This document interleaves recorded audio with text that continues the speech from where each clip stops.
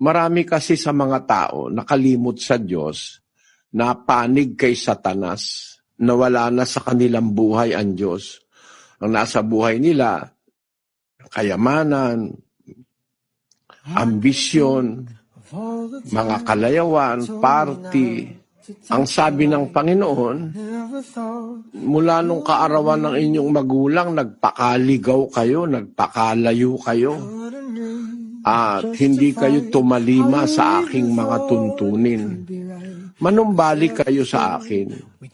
Pagka pala lumalayo tayo sa tuntunin ng Diyos, sa kanyang mga aral, sa kanyang mga turo, humihiwalay tayo sa Diyos. Kaya sabi niya, ang anyaya niya, manumbalik kayo sa akin. Kaya isang paraan po ng panunumbalik sa Diyos, magbalik tayo sa pagkilala sa kanyang mga aral, sa kanyang mga salita.